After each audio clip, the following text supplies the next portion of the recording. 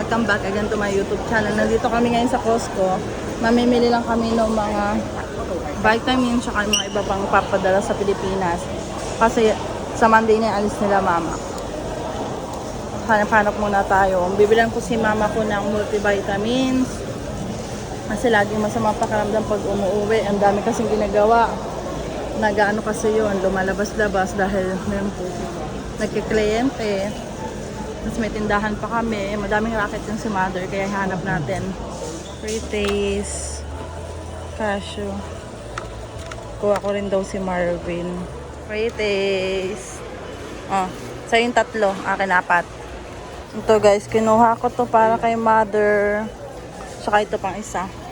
Naka-sale yung Dove. Siguro pwede na muna to, 16 pieces naman to eh. Sana ka na ako mama magpapadala ng madami. Kasi timbang lang kasi yun eh. Yung dadali nila mama, 23 kilos, apat na ganun. Eh kaso yung dalawang maleta mga gamit na nila mama. Saka ito guys, kasi nagustuhan ni Princess to. Ito ba yung pinadala namin? Black ba yung pinadala natin, no? Pinadala natin. So ito pa lang laki oh, 13.99. Bilang ko si Princess para sa mukha niya. Or ito, lotion pala to. So ito, skin cleanser. Ito na lang para pwede sa mukha niya. Naku, pwede to sa mukha. Dati nagaganto rin kami. Uy, naka-sale. 6.99 lang. Bibila ako pang amin lang. Conditioner kailangan ko. Masyado kasi itong mabigat eh. May ganito rin naman sa Pinas. Di na muna ako magpapadala. Next time na lang kapag balik bayan box. Kasi walang ano yun eh. Walang timbang-timbang. Wala bang ibang kulay? Ano bang mas maganda? Ay, ito lang eh, Daily Moisture Conditioner. Ito lang palang kulay na to nga. Sige, kuha ako ng isa. Hindi nakasale yung spam guys, pero kukuha ako ng dalawa para sa bunso namin. Paborito niya to eh. Ayan. 6 lang. 6 lang muna bunso. Next time na lang uli. Pre-taste siya oh. Masasarap ba yung pre-taste ngayon at kumukuha ka? Gutom ka na. Nutella din. Itong dalawa para kay Princess. Vegan daw to. No meat. Ewan ko. Ano ng mushroom ata yan? Kala kong mushroom. Kaya ba nagmamagayi ka? Ito gusto ko. So may pre-taste tayo dyan. Kuha. Patikim natin kay Marvin. Ang bilis ng mga kamay eh. Ubos agad eh. Dumplings. Pahati ako. Isa lang natira sa akin. Yung babae, 4 yung hinawakan eh.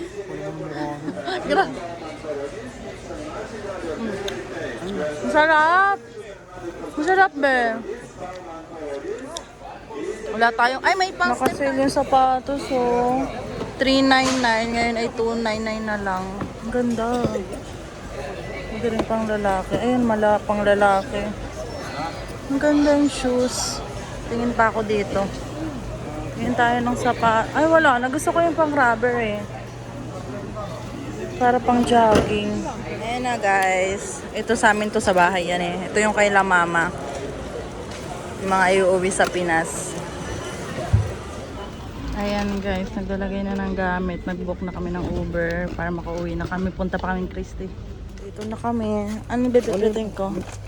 Ayan. Pasok mo din oh. Alis na ulit tayo guys.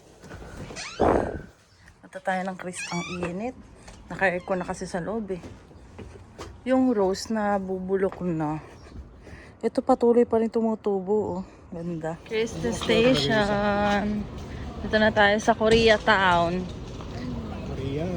Korean Town. Koreatown. Opo. Ito yung gusto kong i-try din eh. Fish cake. Mamaya, fish cake lang. Yung mga street food sa Korea. O, Koreatown, hindi Korean Town. Dami pa rin tao, no? Daming tao, be. Ayan. Sa ibang mga... gusto mo dito mag-gym, puro puti. Layo lang tong sa atin. Hinihintay ko yung mga mga naka-tube na, mga bata. Diyan kami na mimili ng mga gulay at prutas mama eh. Oo nga, puro puti siya ka Asian. Ngayon lang tayo nakapunta mga gantong oras, ang daming tao. Saka summer na kasi kaya ang dami ng tao. Nung pumupunta tayo dito, malamig pa eh. Pili ka dyan ma oh. Oh! Bebe, mas mura. $3 lang o dalawa. Di ba $5? $4 yan. Mas bumaba ngayon. Ito naman, fresh raspberry. Ano naman to? Ontario sour cherry. Yung mga strawberry naman sa kabila, mama. Raspberry. Kuha si mama ng raspberry, tsaka blackberry. Blueberries naman po. Ayan, blueberries, blackberries, tsaka raspberry. Strawberry naman yung kukunin ni mother. Kuha tayo ng mangga kasi may bagoong ako sa bahay. Eh, ang lambot. Matigas. Ba't ang lalambot? Walang ano yung matigas-tigas. Ito matigas.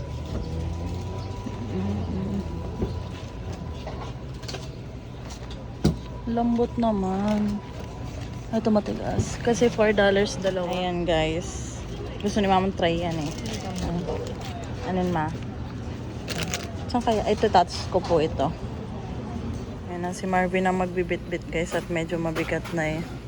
Nandito na kami sa Jindalee guys. Yung paborito namin ni Marvin. Ayun. Ha? Mahaba pila? Sige lang. Sige po pa. Pa.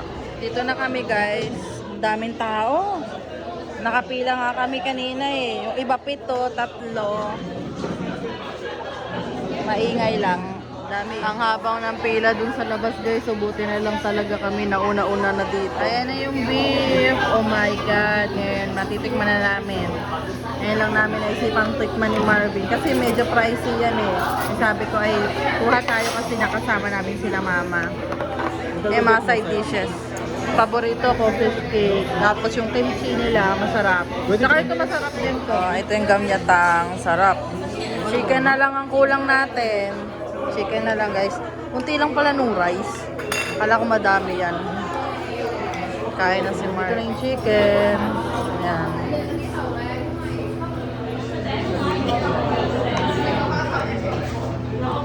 Sarap nitong chicken na ito. Gustong gusto ko yung chicken dito. Ang sarap ng beef guys. Promise. Ang sarap. Ayan guys. Uwian na. Ano oras na? Alas 8 na be? Ang resibo.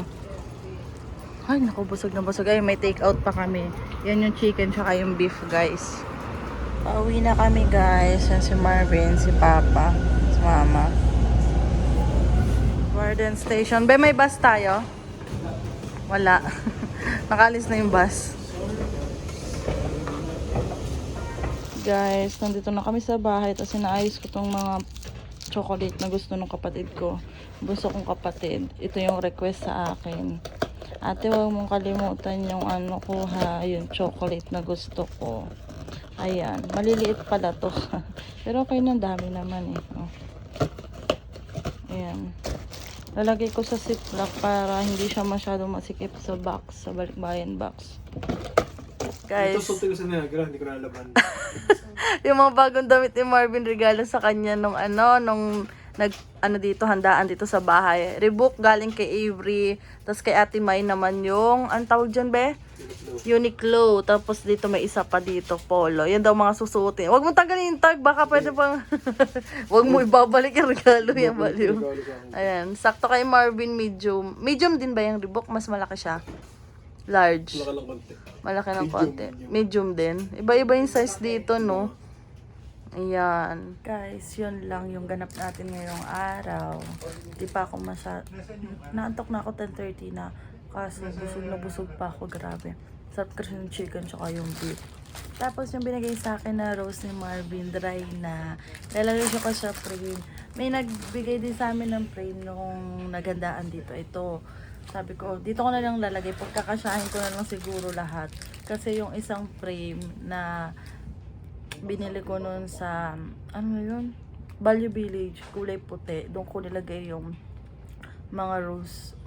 isang rose lang pala yun. Isang rose lang. Nung Valentine's kasi last year, isang piraso lang ng rose yung binigay sa akin ni Marvin kasi wala pa siyang work noon, part-time pa lang. Eh sabi niya, syempre no nagbabudget talaga yung pera. Mahal daw yung yung rose pag bibili siya ng marami. First time din niya magbigay sa akin ng rose noon, isang piraso. Ito yung pangalawang beses kasi binibigay niya sa akin sunflower palagi dahil mahilig ako sa sunflower. Ayan, rose. Nadadry na. May part na hindi pa dry. Ayan. Nga pala guys, maglo-long weekend nga pala. 3 days yon.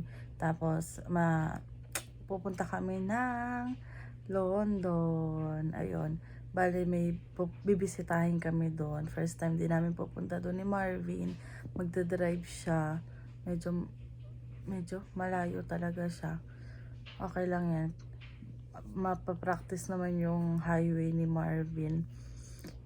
2 hours, 3 hours, mga ganun. 2.5 ata yung biyahe papunta dun sa London. Tapos, mag-google map lang din naman kami papunta doon. Tapos gagala na lang kami doon kasama sila Kuya Chris. Dahil nga may yung bahay doon na sila, magtatagal doon na sila, alis na sila dito sa Toronto. Kakalungkot nga kasi hindi namin makikita si Baby Nathan. Makikita naman kasi balak namin ni Marvin bumisita din doon sa London. Pero baka pag may sasakyan, matagal pa yun eh.